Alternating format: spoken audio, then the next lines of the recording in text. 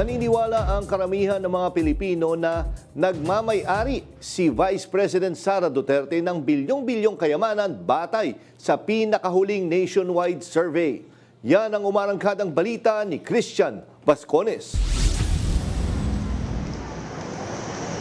Batay sa pinakahuling nationwide survey ngayong Abril ng tangere, mas maraming Pilipino ang naniniwala na may bilyong pisong kayamanan si Vice President Sara Duterte. Sa non-commissioned survey na isinagawa noong April 29 hanggang 30, lumabas na 58% ng 1,200 respondents sa bansa ang naniniwala na may bilyong-bilyong yaman ang Vice Presidente sa mga account na iniuugnay sa mga investigasyon. Ayon sa resulta, malaki ang epekto ng political affiliation sa pagbubuo ng opinyon ng mga Pilipino. Ang mga neutral at partidong sumusuporta sa administrasyon at oposisyon ay mas nagpapakita ng paniniwala sa mga akusasyon, habang ang mga taga-suporta ng Duterte ay nananatiling matatag sa pagtanggi sa mga ito at itinuturing ito bilang pamumulitika. Nananatiling mataas ang kamalayan ng publiko sa Anti-Money Laundering Council o AMLAC dahil sa mga nagdaang investigasyon. Bagamat hati ang opinyon, mas malaki pa rin ang bilang ng mga nagpapakita ng tiwala sa AMLAC.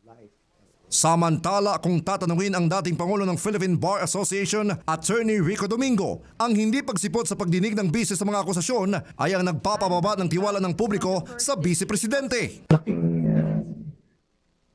disappointment ng mga tao. Gusto nila malaman. Kasi yung mga supporters ni VP Sara ay madi-disappoint din. Ano ba nangyari? Napakalubha at serious ang mga accusations kay VP Sara. Paliwanag niya, maaaring nakasama para kay VP Sara ang hindi pagdalaw sa mga pagdinig kung tunay mang wala itong pagsasala. Pinagbigyan siya ng Committee on Justice. Paliwanag niya lahat ng mga bagay-bagay related to the impeachment accusations. Dapat nandun siya. Ani Domingo, tila nagpapahiwatig ng walang katiyakan at kumpiyansa sa kalagayan ng bise ang mga pagpapahayag sa labas ng pagdinig sa kabila ng mangilang beses siyang inimbitahan ng komite. Hindi siya sigurado sa kanyang katayuan. Hindi lang niya magpaliwanag mabuti ang kanyang katayuan. Kasunod ng 53-0 votes ng House Justice Committee na nagsasabing may probable cause para sa impeachment laban kay VP Sara, ang mga reklamo ay ililipat sa plenaryo ng Kamara para sa botohan. Kapag inaprubahan ng hindi bababa sa 1/3 votes ng Kamara, ang mga articles of impeachment ay ipapasa sa Senado upang simulan ang formal na impeachment trial. Ako si Christian Bascones ng PRTV News, nagseserbisyo para sa Pilipino.